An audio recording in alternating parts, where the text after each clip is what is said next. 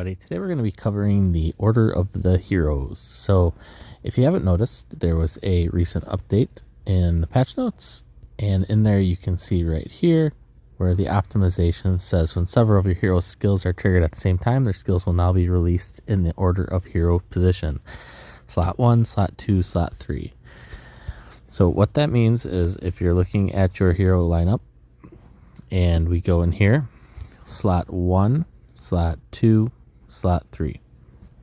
And that means that your heroes in slot 1 will trigger first, slot 2 second, slot 3 third. Now this becomes important because of how hero skills read and kind of how one hero can feed into another hero. So there's kind of two main examples that I'm going to show you here.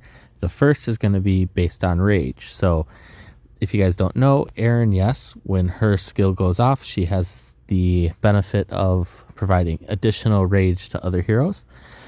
And if you have another raged hero in there, and I'm going to put in, we'll say you for now, and then any other hero, doesn't really matter in this case.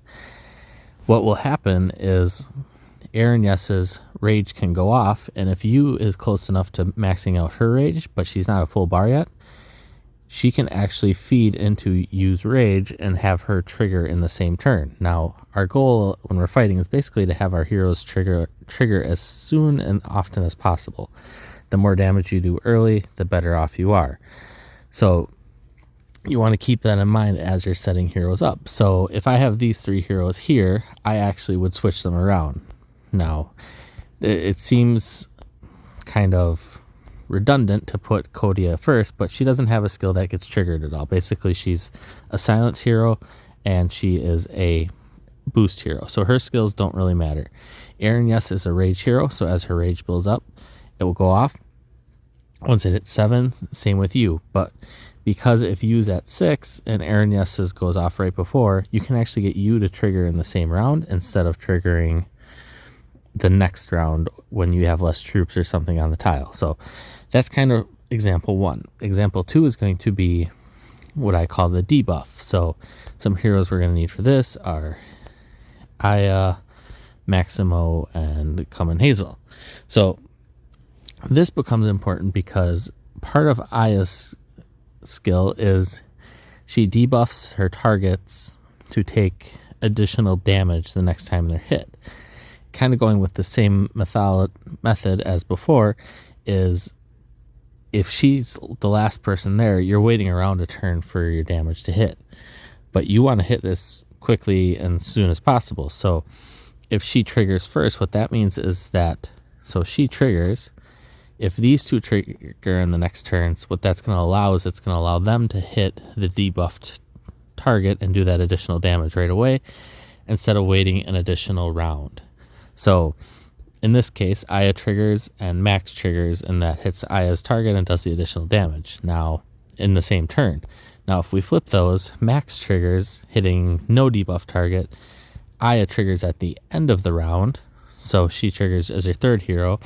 Then on your next tile, Max triggers again, hitting the debuff target, possibly with less troops, possibly with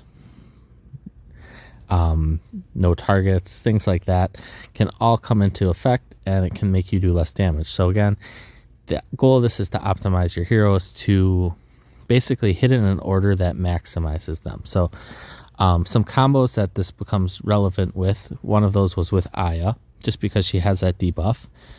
An additional thing is, if you think about it, Sea Spray.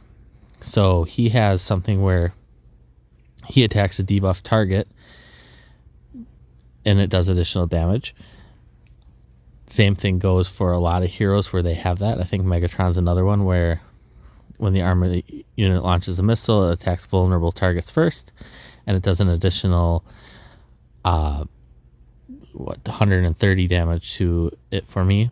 So that's kind of a big thing when you think about if you have a debuff target before he goes off, definitely going to improve the amount of damage that you do early on and possibly help you win a war or win a battle because you're doing more damage and weakening them sooner before they do more to you. So that's all I got on the Order of the Heroes. There's not a lot to cover.